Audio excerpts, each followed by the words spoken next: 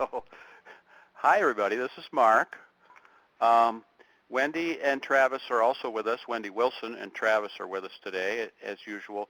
We also have two great presenters. Our topic today is water and energy conservation programs and partnering. You should be seeing on the screen Stacy's first slide. We have both Rebecca West and Stacy Barazer.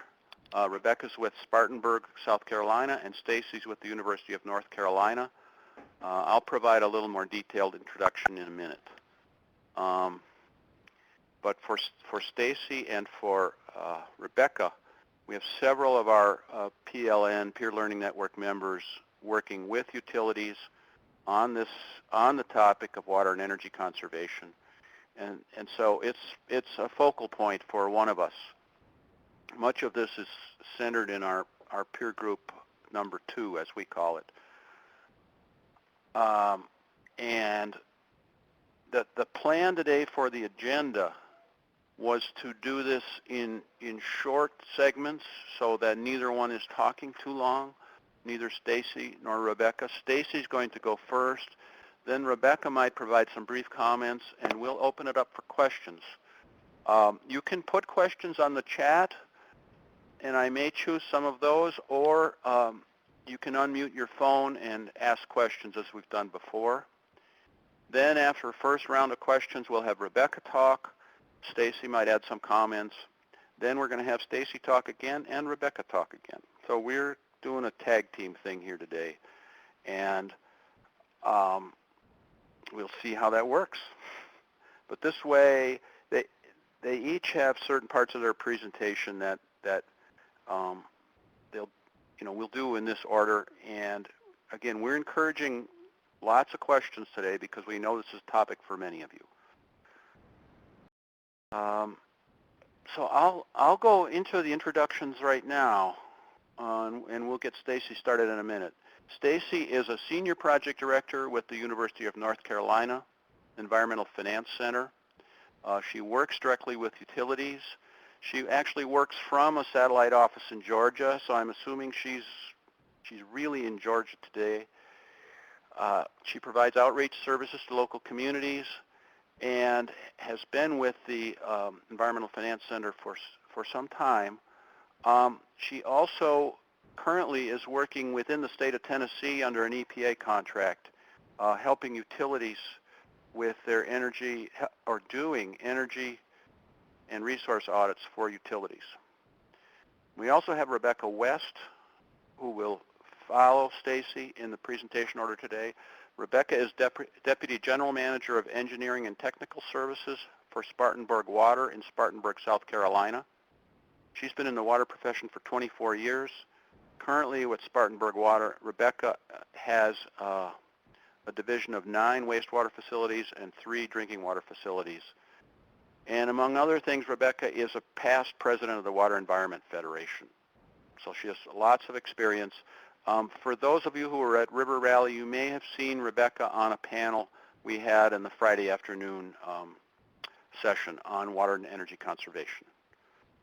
So I'll hand it off to Stacy now. And thanks to both of you for joining us and preparing and doing these presentations. This is Wendy Wilson, just a general announcement. It looks like some people are still trying to get in with guest passes, and it comes up really fast and I have to click it. So please send it again if you get rejected. Thank you, Wendy.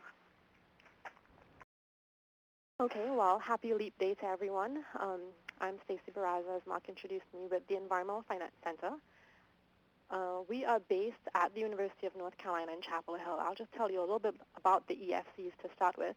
And Rebecca and I both coordinated. My accent is going to be different from hers, but we both have these raspy sort of, getting a cold voices this morning. So please excuse that. But the Environmental Finance Center is not unique in terms of we have an Environmental Finance Center at each of EPA's 10 regions. Up to a couple of years ago, it was just 8 of the regions that had EFCs, but now your region has one. So if you've not heard of the Environmental Finance Centers before, go ahead and Google it. You should be able to find it pretty quickly, but at the end of this slideshow, I will present you with my contact information. So I'm happy to put each of you in touch with the EFC for your region if you happen not to be in the Southeast. Our EFC is based at UNC. Each of the EFCs is based at a university within their region. And we do a lot of sort of applied research is the way we like to look at it. Obviously, we focus on finance. And our region, in terms of a technical area that we focus on, we do a lot of water and energy work. So I think you can see sort of our statement here. We work a lot with local governments. I think generally our background has been more with utilities. I do presentations, for example, for river networks and river keepers and that kind of thing in the state of Georgia where I work, but I think 9 out of 10 of my presentations and my trainings are geared towards local government or utilities. So that's sort of our bread and butter.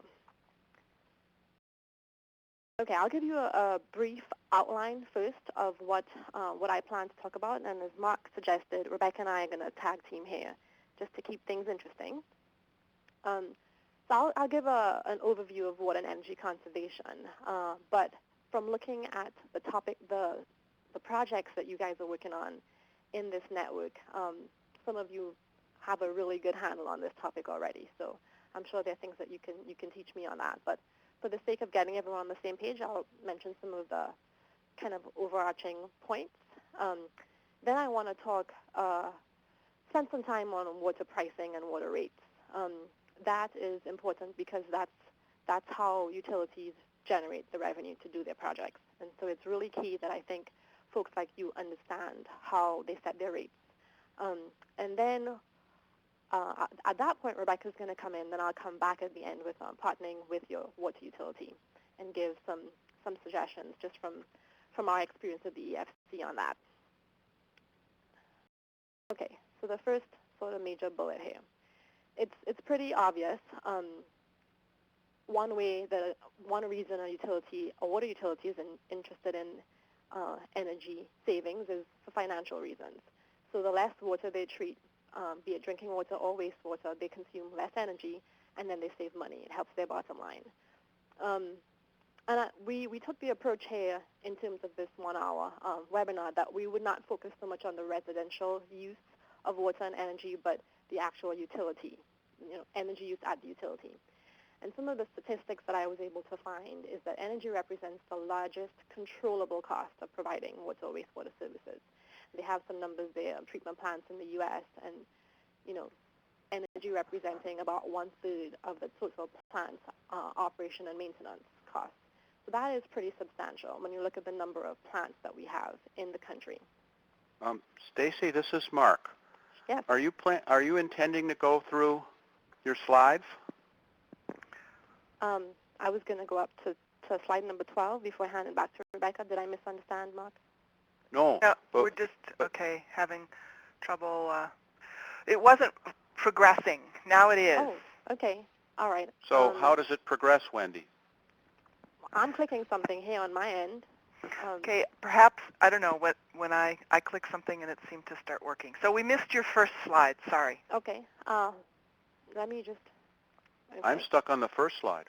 Okay. Oh, yeah. Mm-hmm. There's a little, I haven't seen this before, Mark, but in the lower right-hand corner of my screen, there was a play button. I see that. Push that. Aha. Okay, and that might be useful for all the participants on the phone as well. I haven't seen that one before. Thank you. I haven't either. Okay. Yeah, now I see. I'm sorry to interrupt you, Stacy, but we weren't on. Oh, no, I'm glad you did. Nobody was seeing what I was talking about. Exactly. That sort of makes me sound sort of crazy. So, okay, well, hopefully we're all on the same slide. And I believe I'm the one advancing the slides, so please chime in again if they don't go forward.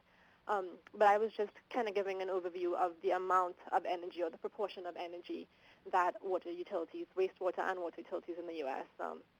Use. Okay, I just advanced the slide, so is everyone seeing the slide called How Water Utilities Are Saving Energy? My slides are keep moving through. I'm on the conservation conundrum, and now I have a cartoon. Yeah, excuse me, this is Elizabeth. It looks like each of the slides has a 5-second timing associated with it, and so, Stacy, if you just say the name of your slide so that we know to advance. Okay, I think that's what I expected that play button on the lower right to do. So I did not click that on mine. So we should click that off. Yeah, don't have that playing. There are arrows on the bottom left of the screen. She should be able to click forward and backward between the slides. Okay. So Right. where should we have that? Mine shows pause, Travis. Yeah. Because you have it on play right now, probably, Mark. Yeah. If So it's see pause, click it, because then that means it's playing.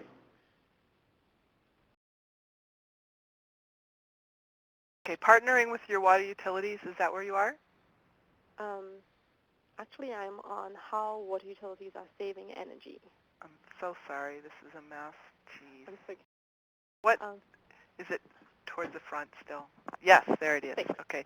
I'm on I had to slide move number it 6. manually at the bottom of my page. Okay, I'm going to try to remember to say next slide then. Okay, so yes, I was going to talk briefly about how water utilities are saving energy. And you know, I confess that reduction in voltage imbalance is not something I know anything about. I pulled these sort of top energy saving items for water and sewer utilities from the source here, Watergy. And so that's something, if you haven't looked at yet, that's a really good resource, and it's good with, obviously, the technical language about voltage imbalance. So I'm not going to talk about those in a lot of detail, but some of the general findings, like, for example, the bunch of utilities in Tennessee that we just finished working with EPA to do an audit for. And I'll be honest, the EFC, we don't do energy audits. We're sort of given the results of the audits, and then we kind of work with the utilities on how they can fund some of the projects that have risen to the top of the list. But what has been coming out of those, for example, that I've seen is using automation. So there are lots of, there's telemetry, SCADA, electronic controllers, modulating valves, all of these kinds of things that can kind of regulate how much energy the equipment at the facility uses. And so those are some of the biggest areas of energy savings, it seems, that the water utilities are realizing right now. And then we can spend more time talking about wastewater plants in general and the biogas options. This is an increasingly popular area. Basically, it's gas-to-energy projects. The biogas is produced by anaerobic digestion, and it can be captured and used to generate electricity and heat for the use of the utility itself. And we've seen, for example, Gwinnett County in Georgia was able to secure some ARRA funding to set a project like that up, and it's been highly successful. So it may not work for every utility, every wastewater plant may not be a good fit for this. There are resources out there, and I listed one of them on the slide. So we are on, just to make sure everybody's on the same page, we're still on slide 6, which means I should hurry along. But that publication there helps a utility to see, sort of evaluate if this will be a good fit for them. Okay, so moving along to slide 7, financing options for energy efficient retrofits at water utilities. Okay, so in terms of how you finance a project at a utility, traditionally loans and grants are the first things that come to mind. There is some loan opportunity through the Drinking Water and the Clean Water State Revolving Fund, so SRFs, federal programs. And clean water, in this case, ironically enough, refers to wastewater projects. But again, with the stimulus and the ARRA era a few years ago, Green Project Reserve is something that was added to these very, very significant parts of funding for water and sewer utilities. And as I mentioned in the case of the Gwinnett example, it has helped the Green Project Reserve has helped to really highlight the need for some of these projects and the fact that they could be funded with this drinking water and clean water. Grant opportunities come up sometimes, but they are not very reliable, and it's hard for utilities to hang their hat on an energy efficiency project that's going to be funded by a grant. Grants come with their strings.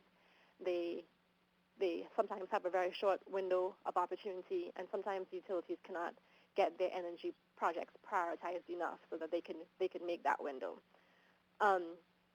That said, if a grant comes along and it fits the utility, then then it's a match made in heaven, and go for it. But a lot of times, generally, utilities just all the stars don't align. All the grants are very attractive at first because they're free money.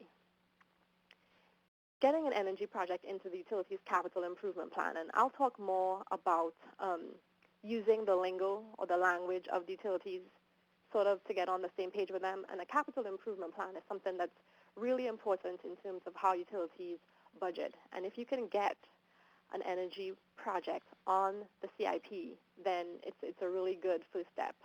It gets it into the management system and the financing system of the utility. And a way to do that has been historically trying in order to prioritize these energy projects so that they make it to the top of the list of projects that are going to be funded in a CIP, for instance, is showing the payback time. That's been extremely useful. More resources can be found on some of these financing options at the website there. That's one of our training web pages. So I put a referral in there to that. And I realized that we got started a little bit late, and so I'm trying to move quickly here. Now, let's see.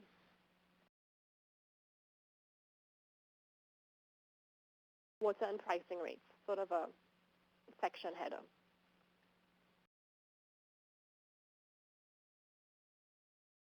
As I mentioned, if a utility gets a loan or they get those, one-time grants, the problem with loans is that they need to be repaid. And really, in the water utility world, water and wastewater utility, rates are where the funding comes from. Ultimately, the revenue to run these utilities come from rates.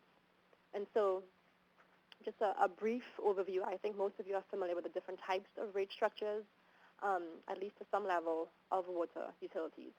A utility can have a flat rate, a uniform rate, decreasing block rate, increasing block rate, or seasonal. Flat and uniform at first sound like they're synonymous, but they're not. A flat rate would be you pay $10 a month no matter how much water you use or how much water you waste, according to one of my colleagues. So it doesn't matter the consumption amount from the customer. They pay the same thing every month. It doesn't send any kind of signal, but this month I used too much. Maybe I shouldn't wash my car as often. So that is a dying breed. We're not seeing very many flat rates, at least where we do most of our work in the Southeast.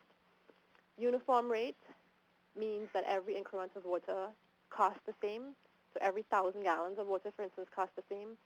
Decreasing block rate, when you use, let's say, over 5,000 gallons of water, the rate per 1,000 gallon gets a little bit cheaper.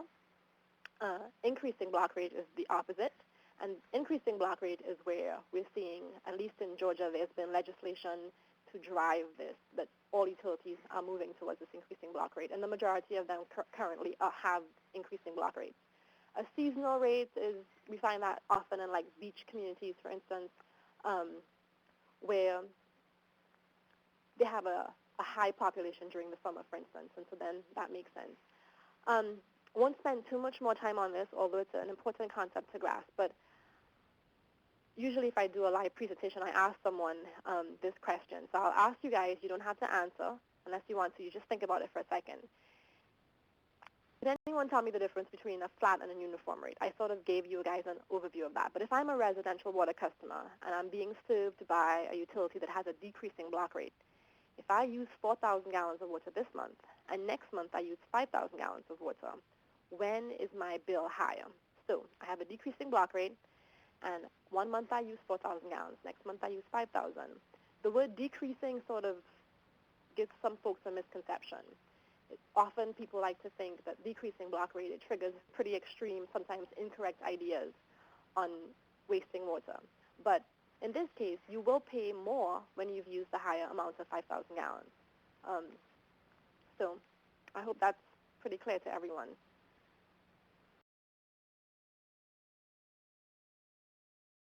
And I wanted to just let you guys know if rate setting is something that you don't have a lot of background in, this is an example of a tool that we have at the EFC, and it's available on our website. I work from Georgia, as Mark mentioned, so I'm pretty biased. So I showed my Georgia dashboard here today, but we have several other dashboards for different states, and we're working on one for the country of Canada right now. This is a good tool to present to council or a board that's making decisions on water and sewer rate structures, and it's interactive, it's free on our website, and it helps you to kind of play around and see how rates really work. So I encourage you, if you haven't used this yet, or maybe some of the utilities that you work with, you can probably show this to them. Okay, we may even have that utility in one of our dashboards currently, and it's usually fun for them to select in the middle there where it says select a comparison group, or at the top where it says example utility. They're actually listed 500 utilities in the state of Georgia, and so they can go there and play with their data. We have 3 different tabs, but that's something you can play with on your own later. And then I was going to hand over to Rebecca at this point before I get into talking about partnering with water utilities, but maybe I should hand over to Mark first to see if he wants to take questions at this point. Well, I'm going to ask Rebecca to just make a few comments on your portion of the presentation so far, and then we will open to questions. Okay.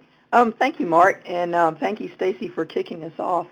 I think some of the highlights of Stacy's presentation, I think, really focuses. I'm sorry, can everybody hear me? Focuses on how water utilities have to price water and, I guess, secure revenue so that they can do the projects that are needed.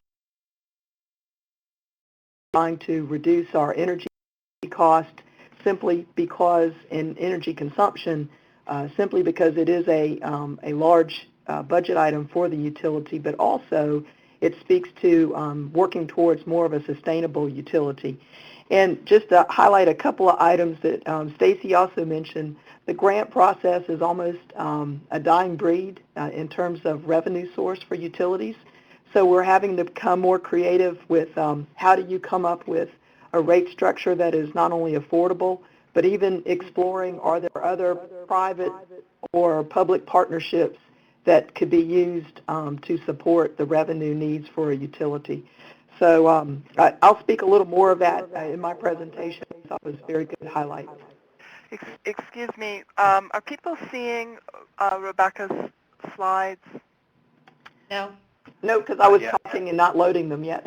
Oh, okay, great. I'm just not sure if I've got it set right, but there you are. Okay, great. It's coming. Thank you. It's coming as we meant to. Yeah.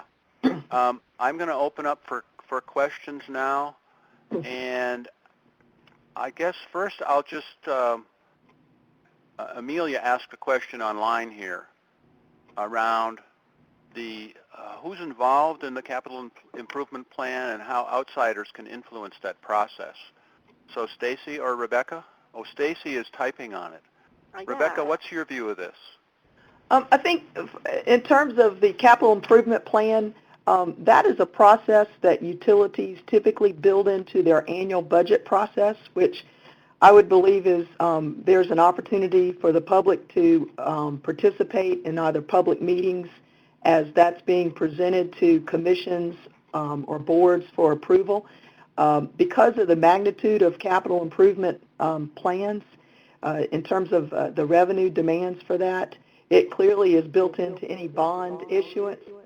So the public would have an opportunity to participate in the annual budgeting process and see how those projects have been identified and prioritized, and then make comment or even talk to their board and commission about that.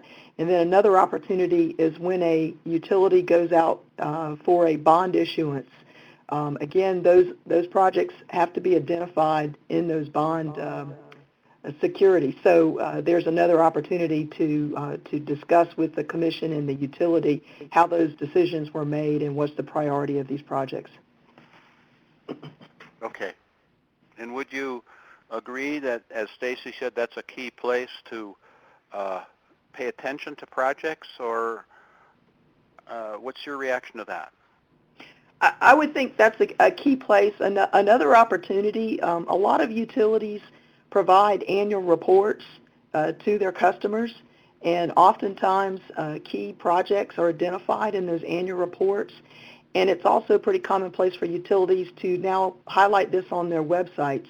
So I would suggest you could look at the websites, look at the annual reports, or just join a meeting. All public utilities should have publicly open meetings, see what's on the agenda. Often these projects are slated for approval in those meetings, so that's another place to come and hear and learn and participate in the process.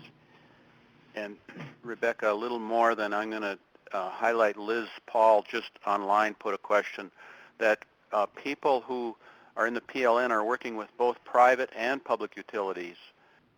Would your comments be slated relate to both the public and the privates? I can only speak from the public perspective, the public utility perspective. I do know that I guess what I'm sharing is a very typical process for public utilities. I'm not sure about the private utilities. Again, I would refer to their annual reports and any of their financial statements that they have to publish annually, and try to attend their annual meetings. I think that was a really good question, and thanks for pointing that out, Liz. I will say that my comments were focused more on public water utilities. The private utilities are it's a little bit more closed, I would think, but most of my experience is with public water utilities. So the comments that I make generally apply to public water utilities and not as much to private. Okay. And if we have questions about those, Liz is typing again, so she's thanking you. Are there others who want to unmute here and ask a question of Stacy or Rebecca at this point?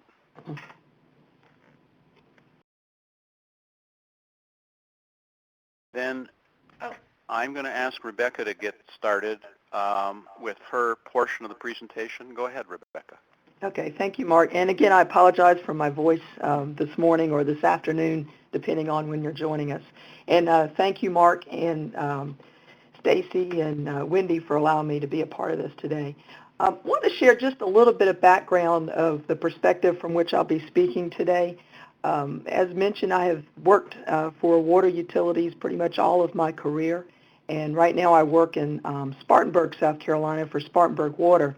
Now, for those of you who may not know where Spartanburg, South Carolina is, I've provided a map here, and if there's anything that I guess I can reference you there, other than perhaps a governor that went walking down an Appalachian Trail a governor or two ago, one thing that our claim to fame in South Carolina is we produce BMWs. And so if you or your friends have seen or have driven in a BMW Roadster or a sports activity vehicle, it was produced here in Spartanburg, South Carolina. One thing about our utility, we are a joint drinking water and wastewater utility, and we serve about 180,000 people in the Spartanburg community. From an infrastructure standpoint, we have a number of facilities, so obviously energy and water conservation is very dear to our heart as we try to effectively run these facilities, but also being mindful of our watershed. As I mentioned, we serve about 180,000 people within the Spartanburg community. Of our facilities, we have 3 drinking water treatment facilities and 13 water storage facilities. Any large storage tanks that you may see in your area, that's what I'm referring to. You see the overall production capacity of our facilities, which is a total of about 92 million gallons a day that we have the capability of producing drinking water. On our wastewater side, and I like Stacy's reference to clean water with wastewater facilities because that's our goal, is to produce clean water from those wastewater facilities, but we have 8 located within our system and 87 wastewater pumping stations, and that is an energy resource there, or energy driver for our facilities. So obviously we have a mixed terrain which requires us to have pumping stations to move our wastewater to our facilities. We also have 1,300 miles of drinking water pipes and 940 miles of wastewater collection lines.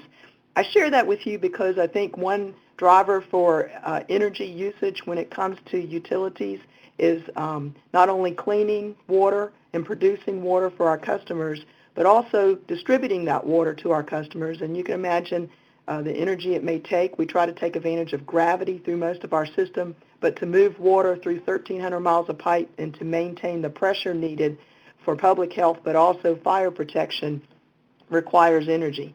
On the reverse, the same on the wastewater collection system. 940 miles of collection pipe and 87 pump stations to collect the water from homes and businesses and then take that to our wastewater facilities where we clean it and return it back to the environment. As a part of our water supply in the upstate, we do use surface water reservoirs. So we have 5 dams within our system as well as 3 surface water reservoirs to supply water for our community. I wanted to spend a little time this morning also talking about the typical uses of energy and water utilities. I know Stacy did a great job of talking about ways that we can look through our optimizing our processes, looking at equipment. Wanted to kind of give you a bigger, broader picture of how water is used in both drinking water and wastewater utilities. This slide here that's entitled Typical Water and Energy Uses for Water Utilities speaks to the use of water. Primarily, we use surface water for water production. We use very little groundwater in our system. We only use that as a backup in one portion of our system. So most of our water is derived from surface water, lakes and reservoirs. So the management of those lakes and reservoirs for the ecosystem, but also enhanced watershed protection is very important. And so as a utility, when we look at ways of saving and conserving water, obviously how we manage those reservoir systems is very important. Likewise, for our wastewater treatment facilities, the receiving streams that receive water, the clean water that we clean back and return back into the watershed, understanding what's happening in those receiving streams, making sure if we change anything in our process, we don't divert flows to a different part of the watershed, creating an imbalance of water supply throughout the watershed is very important. We also have the opportunity at our utility, and this is not unique for some other water utilities, to take advantage of using water for hydropower production. That not only benefits the energy needs of our utility, but also could be produced within the local community. And then, as Stacy referenced, we use quite a bit of water just throughout our treatment processes. As you can imagine, cleaning dirty water sometimes requires water when we're cleaning our tanks, our systems, but also providing the chemicals that we use to treat water. Most of our processes on the wastewater side are biological, but on the drinking water side, we use a number of chemicals to support the treatment of our water. So we use water supply to support that. The next slide talks about typical energy uses for water utilities. Again, on the bigger, broader picture, energy is clearly used for conveying raw water from our source water. So as we think in terms of where we're getting our water supplies from, we try to be as efficient as possible so we can minimize the amount of energy it takes to move water from those source water supplies to the actual treatment facility. Our largest treatment facility, for example, is a completely gravity flow up until the time we have cleaned the water to go to the distribution system. And so that's an example of how a utility can really think about where they're going to locate these facilities so they can minimize their energy usage just for conveying that water. Likewise, the energy that it takes to convey water from our wastewater systems or our collection systems, how do we minimize the energy used there? Primarily what you want to look at those efficiencies not only for right-sizing the motors and the voltage drops that Stacy was referencing, but also making sure that the pipelines that you have conveying this water does not take on additional water or does not leak such that you're losing efficiencies there. As we look forward in terms of meeting regulatory standards existing and future, where we're looking at future regulatory drivers, for example, on the wastewater side, meeting nutrient limits, within our watershed areas. Clearly, those processes require more energy. And as we look at some impacts from climate change, I'll speak to a little later, those also may require more energy depending on the process that's selected. So as a utility is looking overall in their energy and water usage, it's important to understand how we can be most efficient on these very broad scales, because as I mentioned, energy is a primary driver within the budget. Just real quickly, Stacy alluded to the opportunities of renewable energy via biogas production at wastewater facilities. Just wanted to highlight a few opportunities that the water utilities are constantly looking at. How can we perhaps derive energy from hydropower, and that can be hydropower not necessarily as the dams that you've known in the past, but there are more efficient low-head microturbines that perhaps you could put in place. In areas where solar energy makes sense, many utilities are using solar panels for their energy supply, as well as I mentioned microturbines, putting small turbines within the multiple miles of lines of collection and distribution systems that we have to see if you can derive energy recovery in those areas. As we look at our wastewater processes, there are many opportunities there, from just the byproduct production in the biomass that is biologically used to treat wastewater, and how do you take advantage of those energy supplies and energy sinks, so to speak. And as Stacy had mentioned, how do we optimize our treatment processes overall. Just wanted to highlight very quickly, as we look at conserving water and energy, some of the tactics the water utilities are presently using. Clearly facility improvements, making sure that we're taking advantage of the new technology that is out there, not only to improve our water quality, but also to improve the efficiencies throughout the very mechanical and energy driven processes that we have. Also looking at our aging infrastructure, there's not a utility, I think, in the United States, and I would even safely say across the world, that doesn't struggle with aging infrastructure. How do we make sure that our pipelines are properly sized, replaced, rehabbed, so that we are not losing water from our drinking water distribution systems and taking on more rainwater and floodwaters in our wastewater systems. As I mentioned a little earlier, I'm going to jump down to source water protection, making sure that our source water that we use for providing drinking water and the water that we perhaps send our clean water back into in the rivers and streams, that water is protected and water quality is enhanced so that we can manage our cost in that regard too. Another, Stacy had talked a little bit about pricing our water services, but again, the utilities have to change their thinking how to do this, because we've kind of had some older models that encourage people to use more water, and now we're shifting to being better water stewards and conservation. Climate change is impacting that as well, but how do we educate ourselves in finding these right pricing models where local, because most local utilities are having to come up with this money on their own via rates. So how do we do that, and how do we engage our customers so that they can understand why higher rates are needed to support this?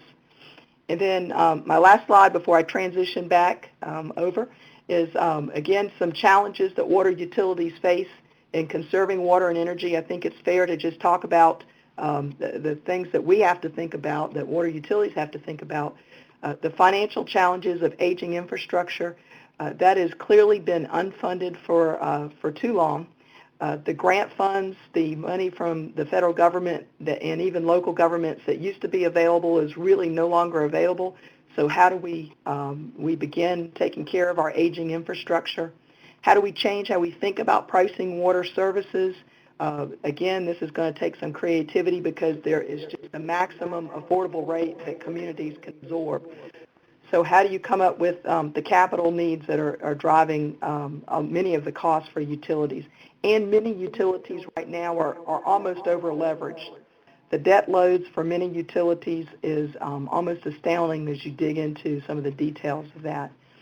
I think also we have to look forward into what future regulatory impacts, as as our requirements change for water quality, what is that going to mean in terms of energy use and demand? And what does that mean in terms of, as we encourage people to conserve more water, then you're selling less water or you're treating less water on the wastewater side. So how do you balance those costs? And then the last two bullets I place on there are a little more bigger picture. I think we have to really change our thinking about how we manage water supplies across all boundaries. And so integrating how we think about drinking water, wastewater, stormwater, groundwater, we really need to get a grasp of that because that will help us reduce how much energy and water we use overall across the not only United States but in our local areas. And then impacts from climate variability, which I'll speak to a little bit in my next set of slides. And that's all I have right now, Mark. And Rebecca, I'll just comment briefly that I'm hearing some feedback from or reverb from your comments at times. So I don't know where it's coming from, and it comes and goes. So I'll just mention that. Okay. You might need to mute your computer and just speak through the telephone if you have both of those on. Okay. Yes. If your speaker is on your computer, you should mute that. Thank you. And was that,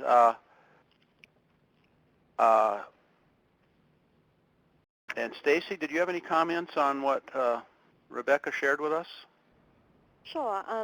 I think I can include most of my comments going forward in the slides that I will present, but one thing I thought was a good point that she touched on was the difference between groundwater and surface water supply. So if the source of your water to your utility is groundwater and you have a high-quality groundwater supply, then the treatment costs go down a lot. And we spend a lot of time explaining that to folks because actually, ironically or coincidentally, I was on. Are you guys seeing the dashboard slide again, Mark?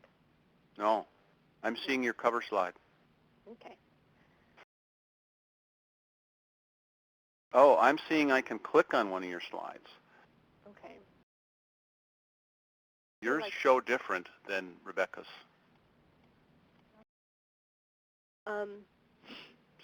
Well, just referring to that dashboard that I had showed before, basically the dashboard helps utilities compare their rates to each other within a state.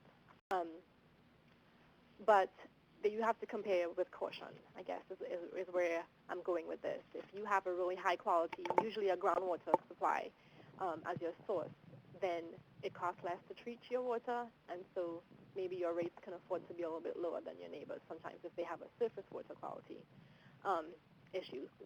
Water quality is usually better with the groundwater, unless you have terrible examples like groundwater, saltwater intrusion and that kind of thing. Okay. And then, like I said, I'll mention a couple other things as I go through, but I think it really is weaving in very well here. Okay. Let me see if I can address the slide. Well, I'm just a minute, Stacy. I'm going to open up for a couple questions because I see that Lori put one in. Lori, do you want to unmute and just ask your question, please? Sure. Yeah, my question is with regards to the integrated resource planning that you mentioned on a couple slides ago there. What do you see any specific opportunities for water, wastewater utilities in terms of trying to partner maybe on a more regional basis to decrease energy consumption overall, or perhaps partner in some projects where if you're able to create energy on site and recycle that in some way and share that in some way, and then I'd even broaden this question up to and partnering with electric utilities in this sort of a regional effort. And I use the word regional, and I'm thinking on a watershed kind of basis. I know it's a pretty big question. No, I think it's a great question, Lori. I think that one of the challenges we have is that we have a very segmented and fractured group of people that deal with both water and energy. And what I mean by that is I can give you a very quick example. In our county, we have 7 water districts.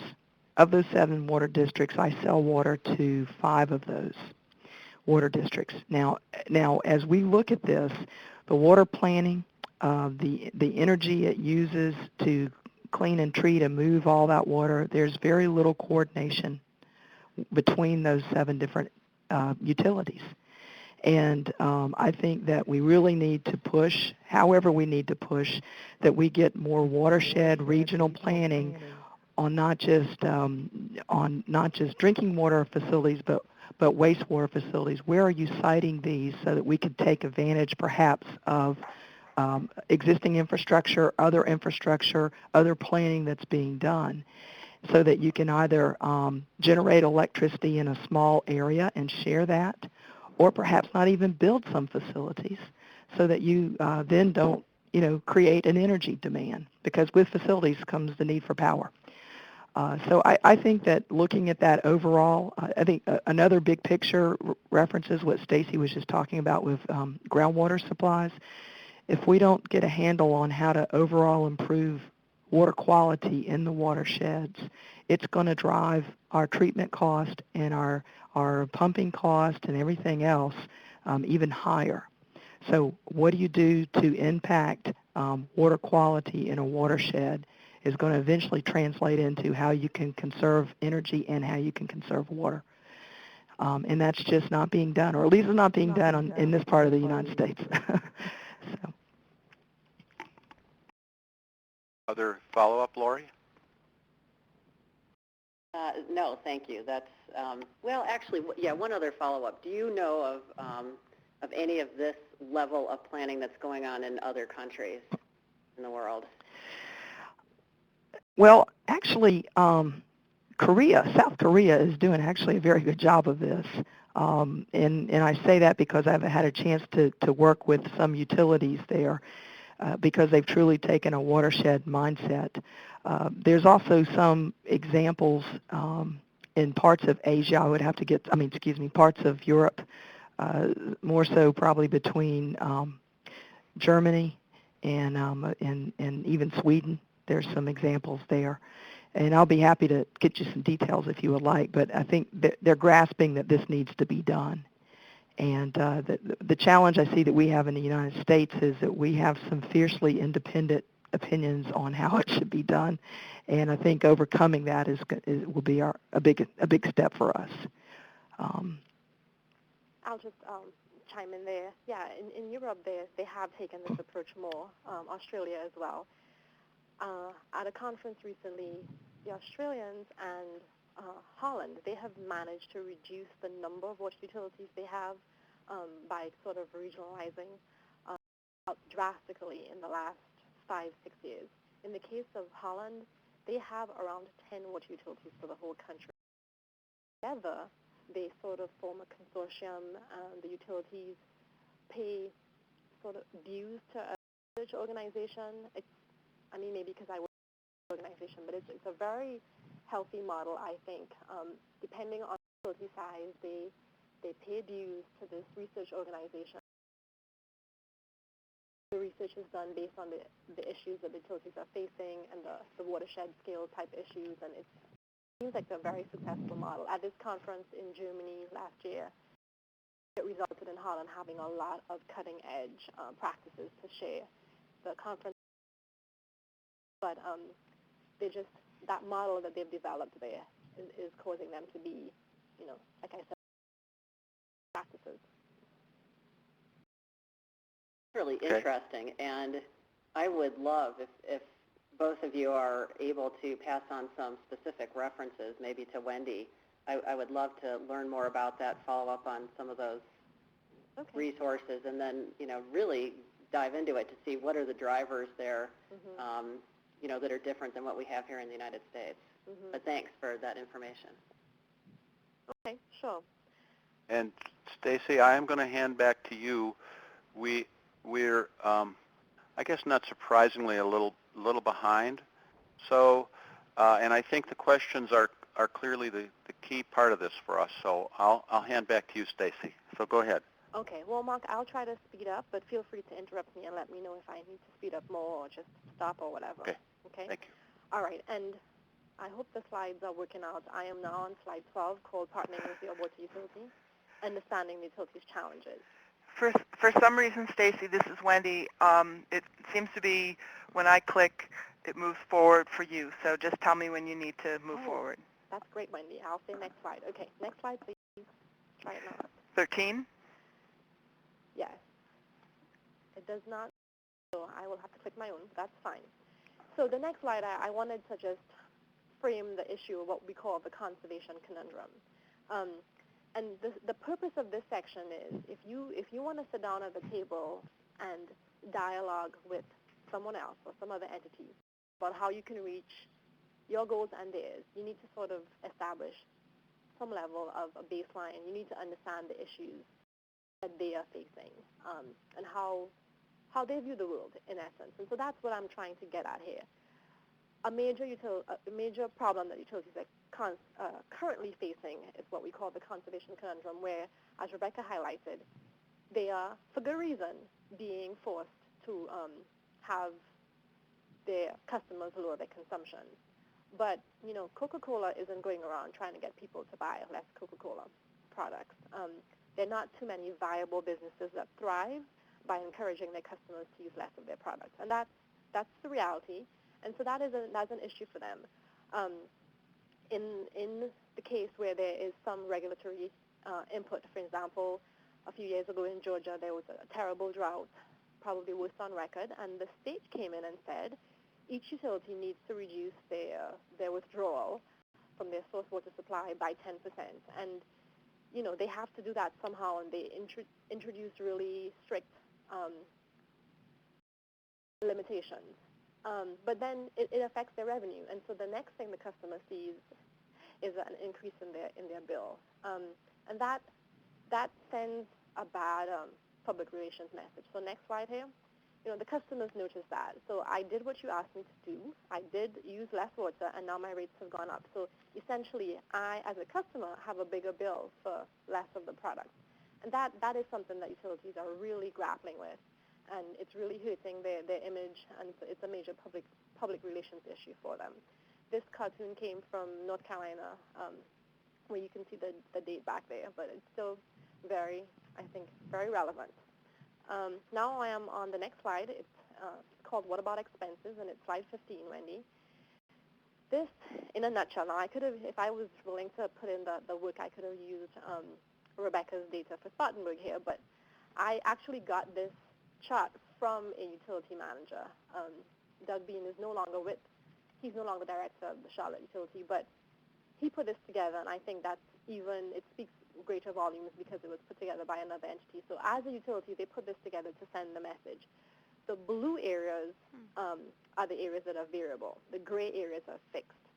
And so you can see how much in terms of their revenue, and again, it goes back to things like increasing block rates, which are good if you're trying to encourage conservation of water, but it makes your revenue stream pretty vulnerable, or it has the potential to make your revenue stream very vulnerable. Whereas in terms of the expenses that a utility faces, only a relatively small proportion of their variable. And so that puts them in not a very good financial situation.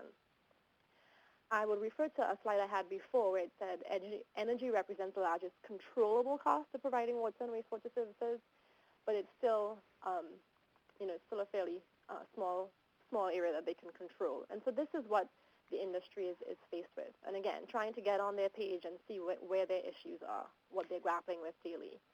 Next slide is... excuse me, Stacy? Yes? Question on the expenses side. Do you know what PAYGO refers to, the 7%? Oh, it's a method of financing. Pay as you go would be the whole title. And there's some things, in a nutshell. I guess what I'm wondering if that is applicable to most utilities or specific. No, it would be applicable to most utilities. So I mentioned before the CIP, or the Capital Improvement Plan. That's sort of a big account that's for big capital improvement stuff. So, major pieces of work. PAYGO it's smaller invoices, if you will. Okay, But thanks. yeah, I would think that all utilities have a certain, the size of the gray area would differ, but they all have that level.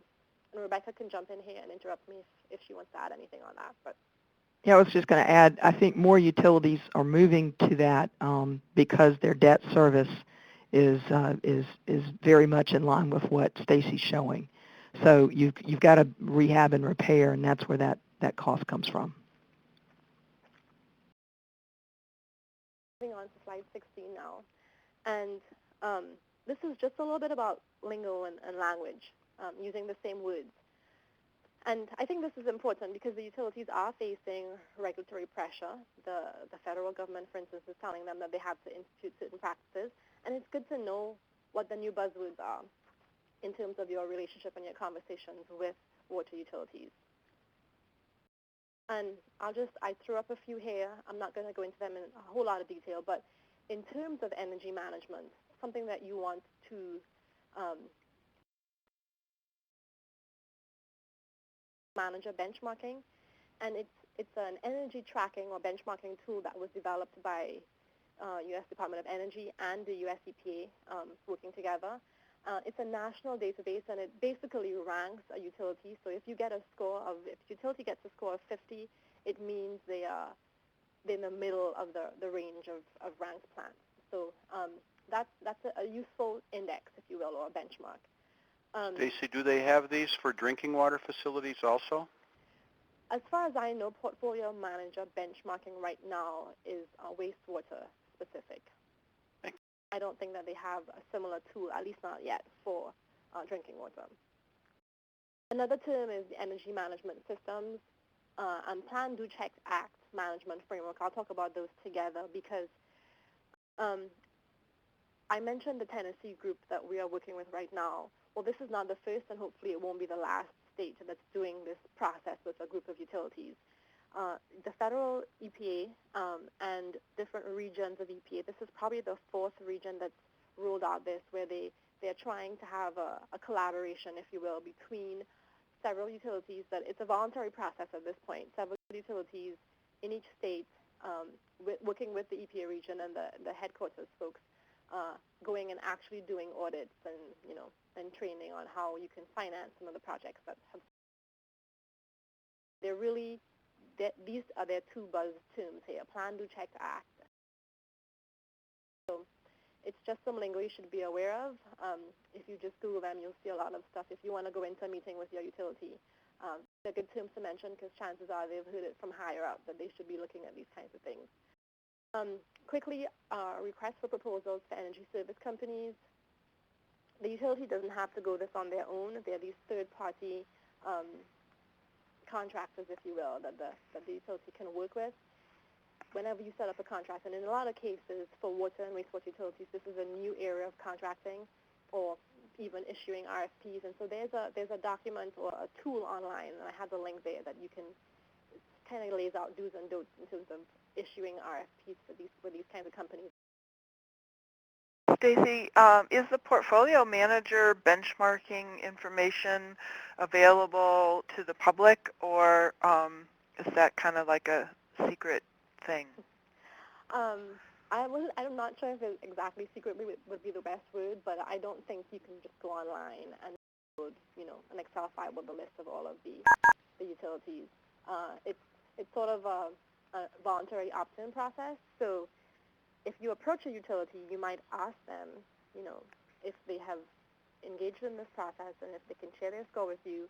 And then if they haven't, then suggest that it might be a useful tool. But yeah, as far as I know, there's. Do you know what entity maintains it? Well, I think both the Department of Energy and U.S. EPA have access. So Okay. I can see if there's a public link. I can see how public this stuff is. The information I've had up to this point is directly coming from the water and sewer utilities, but that's a really good question, and I should have thought of that audience. How can you guys access it, if at all? Who do you contact? I think that's where you're going with the question, right, Wendy? Yeah. Okay, I'll look into that, and I assume you can send an email out afterwards to follow up with the participants.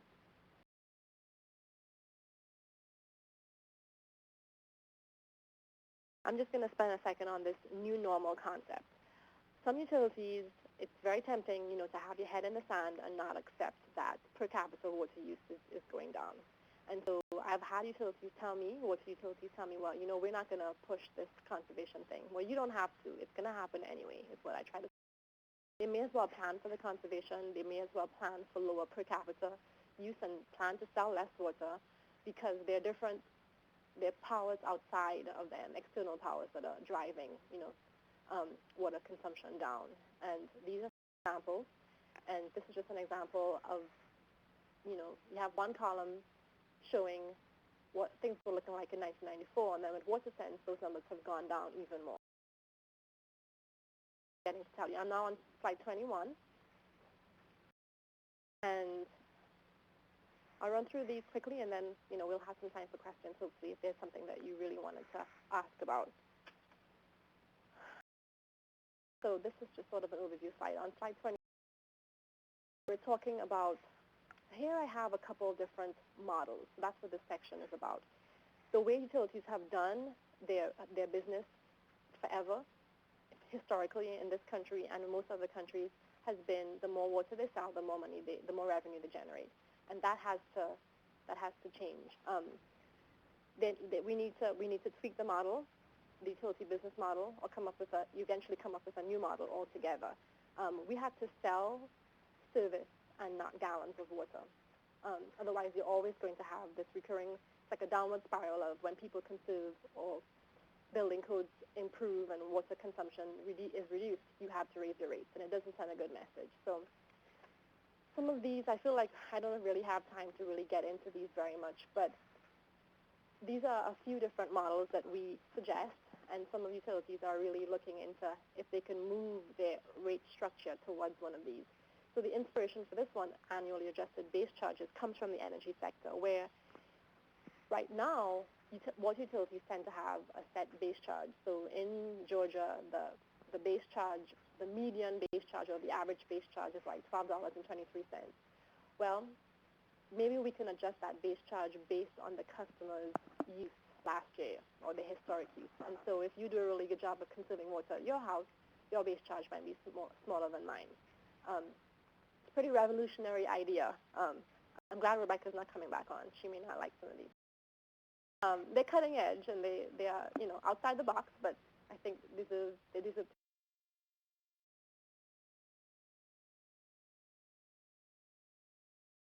model of the residential or the customers are members of the utility.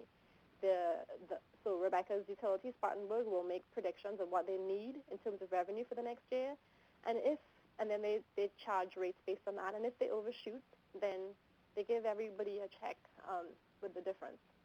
So it takes some of the politics out of the rate setting process. And then another one could be based on the concept of cell phone plans and bundling things together. A lot of utilities are looking, because they're hurting financially, they're looking to diversify their revenue sources. And so instead of just selling gallons of water, they're selling insurance lines. So, behind the meter, the line between the meter and your house, you're sort of responsible for as a customer if something breaks. Or some utilities are charging $3-4 a month for insurance, and then they will cover it. There's some utilities that they're charging customers for backflow prevention, checking, and that kind of stuff. So there are a few things that we're working on to highlight that a utility can sell services rather than just, gallons of. Water budget-based rates is something that's more popular in the West. In California, actually has state legislation that really encourages or allows for this kind of rate structure. But again, it's based on individual houses and what, it's like the increasing block rate structure that we talked about earlier, but the blocks are based on your actual household consumption as a residential. Sort of interesting, different ways to look at, the utility business model. But here's my information, and then I will, hand over to Mark really quickly. Yes, and I'm going to, Rebecca, could you add a few comments in here? Yes, I would just one real quick comment in thoughts of time. I love Stacy's comment about conservation is going to happen because, and this will kind of segue into one or two slides I have on impacts from climate variability, climate change. But that is something clearly that utilities are having to recalibrate how they're thinking about setting rates and also encouraging people to conserve. And that's good for long-term water planning, but it's just a huge shift in the way that utilities have normally thought about setting their rates. So as this is a great change and a great shift for us, I think it needs to be realized that that's a big change for utilities to take on. So we're having to educate not only ourselves, but the public and what that really means. So I'll just ask a question here, even though we're strapped for time. Who's in a leadership role here in terms of, because you've both said it has to change, and yet who's really leading the way? Are there individual utilities, AWWA? There's, Mary Ann's group. Who's leading the way? Well, I think I'll jump in here, Rebecca. You can add your comments. AWWA definitely funds some research and some case studies and that kind of thing for more cutting-edge practices. The Environmental Finance Center right now is lead on a project through the Water Research Foundation, and it is, I was able to pull some of these slides directly from that work because they funded the EFC and another group called Rastellis Financial Consultants to look at some of these alternate models. And we actually have utilities that have said, okay, I will, that REI kind of co-op model sounds interesting.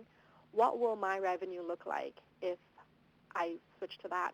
And so they're giving us data, and it's no easy task for the utilities to produce the kind of data that we need for 4 years for all of their customers. But we're using past data and applying some of these outside-the-box models and seeing what kind of revenue implications it would have. That's a really exciting project for us. I don't think it's been done before, and there are a lot of naysayers, and there are probably good reasons why some of these models will not work, but I guess our approach is we won't know until we test them. So we're working, for example, with Buford Jasper in South Carolina, Rebecca. I wish I had met you before we put in that proposal. But yeah, so that we are doing some of that. You mentioned AWWA and Water Research Foundation are trying to fund some of these utility management sort of projects.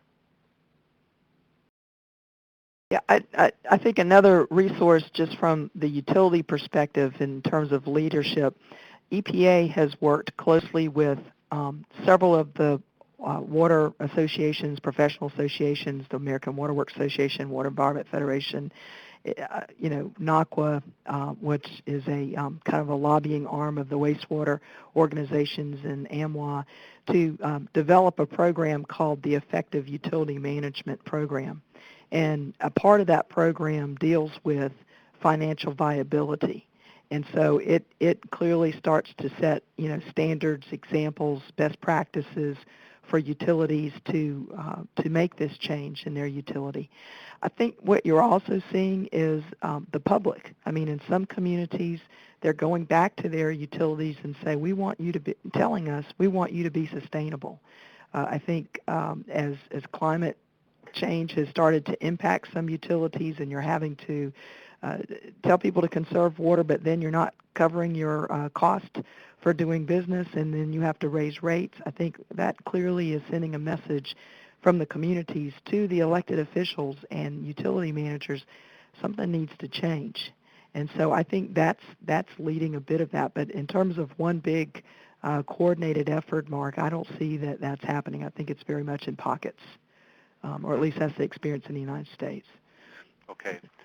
Now, I'm going to take just a second to ask Rebecca and Stacy, and then Wendy Wilson also, is it possible for us to go to 11:45 or, till 45 minutes after the hour? Are you able to, there might be some questions here after you, Rebecca, and we're going to be at half an hour. Are you able to stay on for some questions? I'm okay. I'm not sure about I am as well. Stacy, Mhm. Yes, I am as well. for a few minutes. Wendy, are you okay with that?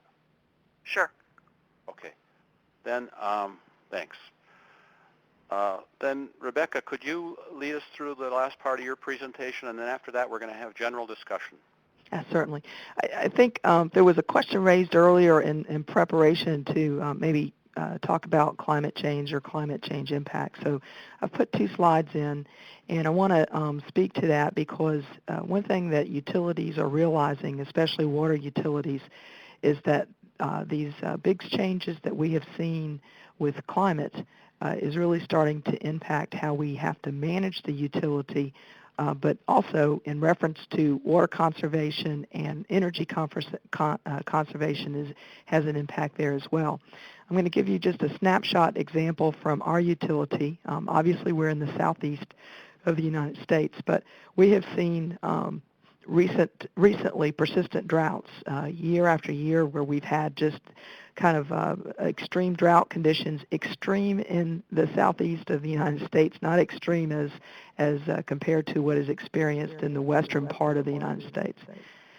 So that's been a change for us, and also coupled with that, we have seen extreme weather events where we've had these 100, 200, 300-year rain events when we have had rain. So as a utility, during drought conditions, you're encouraging even further water conservation than you encourage on a daily basis. But also, you have to make adjustments in your budget for that, or you've got to set your pricing for your water services so that those changes don't impact your overall budget for the year. Likewise, when we have extreme weather events, we have the opportunity of flooding, of rain, of damage to our infrastructure, and so that's adding to our maintenance and repair cost, but also because in several of our wastewater systems across the United States, but even in our utility, we do take on additional rainwater during this time, and that results in more energy in pumping that water and also energy in treating that water. So these extreme weather events and persistent droughts clearly have an impact. I put in here increased summer temperatures because, as I mentioned, we derive our source water from surface water, and we are starting to see changes in water quality during these increased summer temperature experiences, but also between the droughts and weather events. So that, again, adds to our treatment cost, but then impacts our source water quality. I've put this next slide in entitled Climate Variability and Realized Impacts. As I mentioned, we think of the changing weather as just something you deal with in the short term. But as utilities, we're realizing it truly is going to have long-term implications. And so knowing that, we have basically put a filter process in, or a kind of guideline process as we're doing our long-term planning. So we're thinking about the impacts from climate variability. We're thinking about what we need to plan for as we're replacing infrastructure or making changes to our system. It's also caused us to go back and look at where in our system are we vulnerable with these extreme weather events. Do we need to make changes to how we manage that system, or perhaps the equipment, the processes we have in place? And so it's really changed our perspective on where our vulnerabilities are. It used to be after September 11th we were focused on, and are still focused on, impacts from terrorism. Now we have to think about impacts from climate variability and where we're vulnerable. As I mentioned, this plays back into our capital planning, which is really our large debt burden that utilities carry. If you reference back a few slides that Stacy just showed, remember the bar that showed debt payment and repayment, as well as pay-as-you-go. Those all translate back into how we finance our future capital planning without grants and with minimal loans that we could go out for. And then just a few other things to think about. Again, this goes back to the integrated water planning and the holistic watershed mindset of what happens to water quality in these watersheds, and how, again, that translates back into how a water utility has to manage its source water and treat that water, but also treat the water that returns back to from our wastewater systems. I wanted to put in the last few slides here some opportunities for education, because as I mentioned, some of the concepts that we talked about today are big change. Big change realized not only for the utilities, but also cities and municipalities and counties that are managing these systems. Big change in terms of how we think about our future regulations. I mentioned we are very fractured in the way we manage water. We're very fractured in how we put in regulations for groundwater, wastewater, stormwater, drinking water. So how do we become more aware of how we think about these holistically? So I placed this slide in here that talks about how do we take advantage of climate variability as opening the door for that conversation to talk to our stakeholders about water, but also the challenges that we face of how they can become engaged in helping us solve this problem. Water utilities alone can't do it. Different organizations that support utilities can't do it. We all have to do it within our watershed. So I think as we look at examples, for example, World Water Monitoring Day, which we like to say is every day, but as International Water Day, it will be celebrated on March 22nd coming up. We have the opportunity to highlight water and what that means in our community and how we are correlating water to energy, but also what individuals can do and how they have an impact on that. It's just not the utilities that have the responsibility of managing and treating water, but how we can engage children, adults, businesses, the community, in not only cleaning our watersheds, but knowing where their water comes from and how what they do by land use practices, by their, taking their dogs and their cats out to play outside, how that can impact water quality. So I think there has to be a huge continued education campaign on that. And I think that there again is an opportunity for people to become engaged in water utilities and asking, how is it you manage this precious resource for us? So I think that every opportunity we have for engagement, we need to think about how we talk about this issue of water and energy, but how we all have a role in that. And then I think, again, looking forward, just as Stacy had given you some models that utilities can look for future financing and making improvements for their utilities, I like to share some opportunities where we can have collaborative relationships, but also partnerships with the public, but also with private organizations. I think that the point that Stacy made was very good about, water utilities today are very focused on water conservation, but that may not be the case for some of our larger private companies that use a lot of water in their process. So how can we get them on board and really looking at ways of conserving that resource? How can utilities start putting in models, pricing models, policies, rebates, encouragements, incentives, so that people realize that we all have to be water stewards? I mentioned integrated watershed planning. This is something we're just starting to talk about in the United States. It's clearly, I think, an opportunity for us to not only conserve energy, but also manage our water resources wisely, but also thinking in terms of where we're going to add more people to the planet in the future and how we're going to deal with that increased population, that increased demand for water and increased demands for food. All of those tie back into how we think about this in a big picture standpoint. I'd like to also point out that utilities could really perhaps work a little harder at how do we prioritize our capital improvement planning? How do we engage the public in that process so they understand why it costs several $1 million sometimes to do this project, but perhaps they have a better idea on how to do it. Can we build in more green technologies? Can people put in water gardens at their homes, use rain barrels? How all of that, those small incremental changes can help us improve our energy and water conservation. I'll skip over sustainable utility financial models. I think Stacy did a great job covering that. But I think my last point I'd like to make again is how do we really move the whole community to water stewardship? How utilities and how businesses and how the individuals really start sitting down together and making this happen.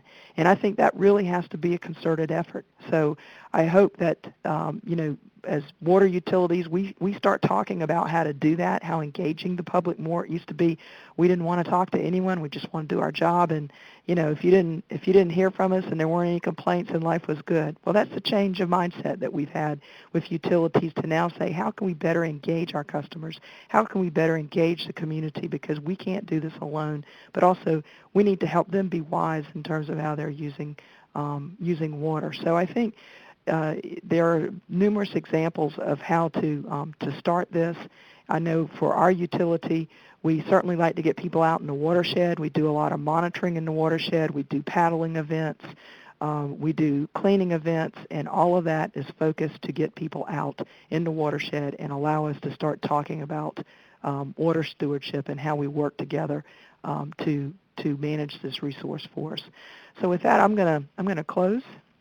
And again, I want to thank you for the opportunity to be a part of this webcast today. Okay. Thank you, Rebecca.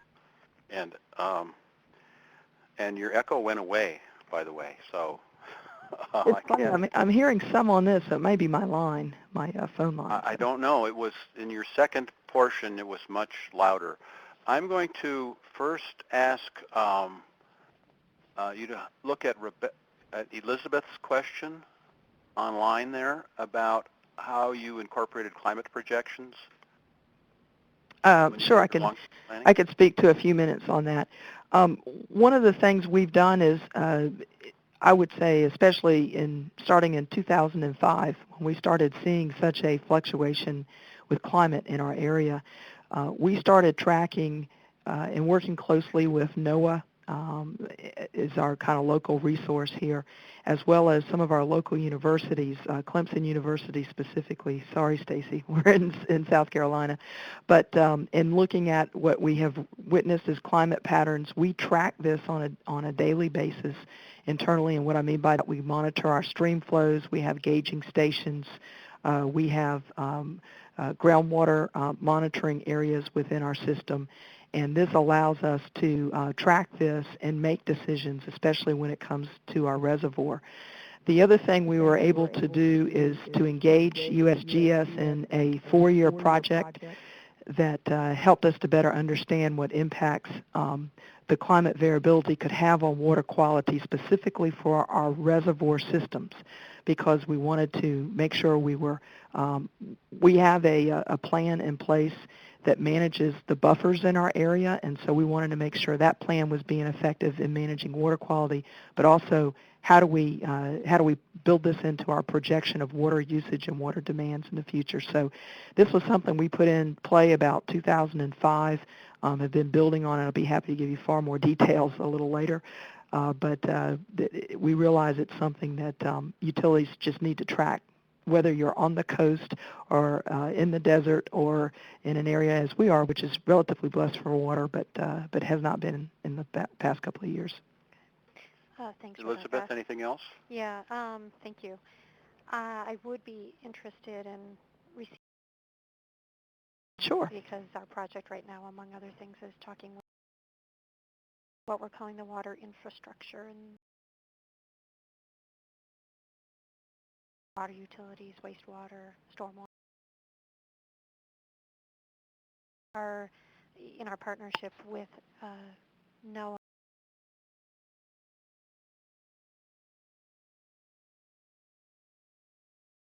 working with their climate scientists on this question, and so we're more recent data and climate help those utilities.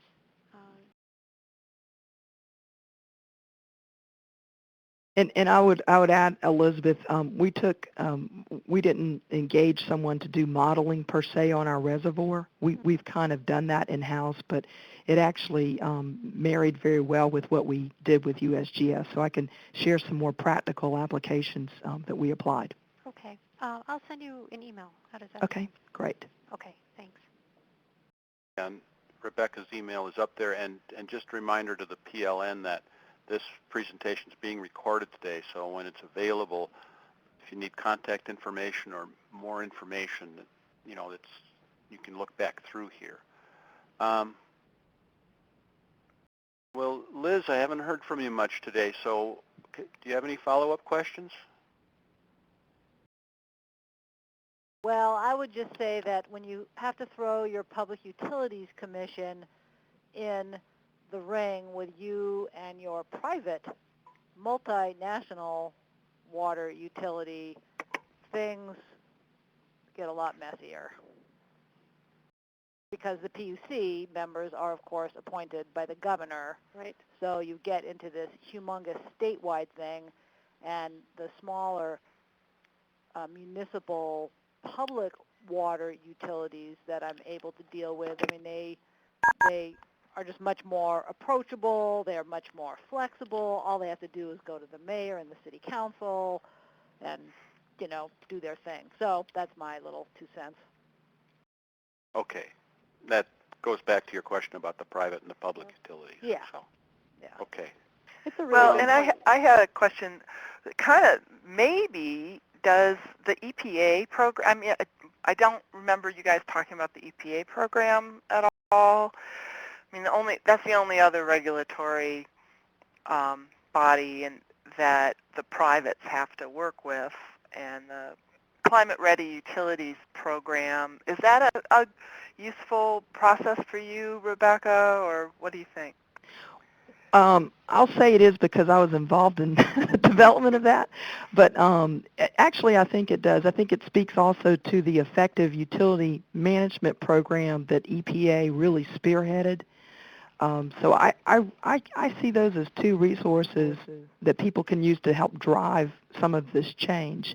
Now, it's not mandatory, but I will tell you there's quite a bit of peer pressure to use both of those models to improve utilities and to change kind of this mindset of how you approach water and energy. So I think they're both very good resources. I appreciate the comments about the larger, maybe more difficult processes to work through, but I think if you can continue to help and push these programs even within your networks, I think that will help make the change happen. It'll be small, but I think it will help in the push. And one way I think, just to piggyback on what Rebecca is saying, one way that states or this peer pressure that she mentioned, it's coming where some states in their applications for the application process for the drinking water and clean water loan funds, they ask questions about some of the concepts that are in the Effective Utility Management Guide, for instance. You know, so they're asking increasingly more in-depth questions on things like asset management, for instance. And so that's one way that the push is coming. And so if you don't have those programs in place at your utility, then you go lower on some of these funding applications. Right. That's true. And what about the state PUC stuff is very interesting in terms of, you know, are there specific states that are doing a good job of overseeing or representing the public? I mean, everybody wants to keep rates low and deregulate at the same time, which maybe is like crazy to try to have both of those at the same time. Any thoughts on what states might be looking at some good regulatory structures for the privates?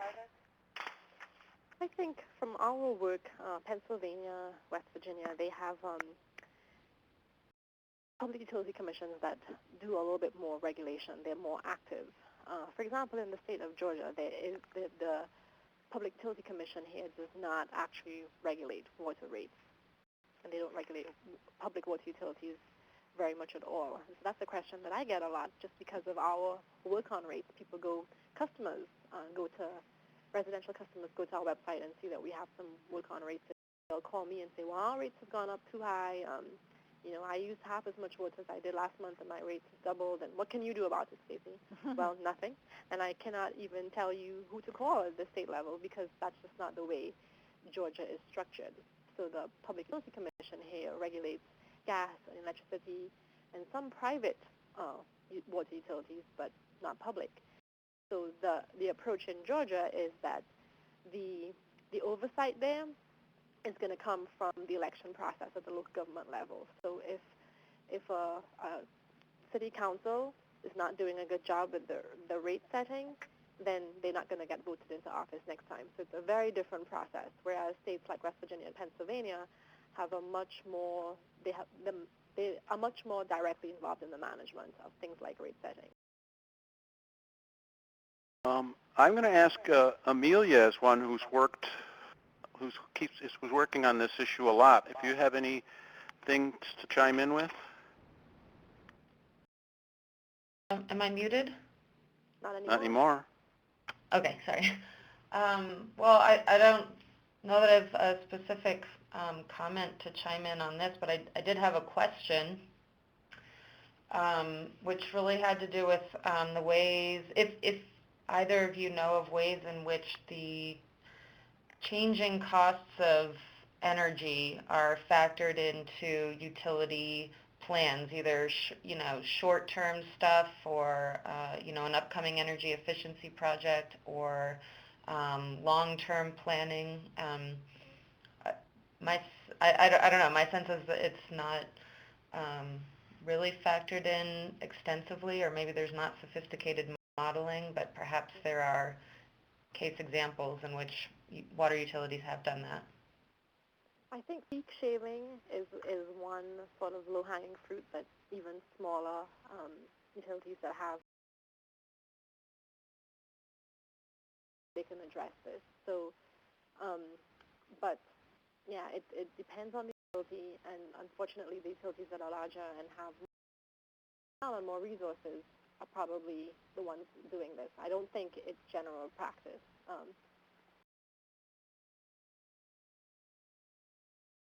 Yeah,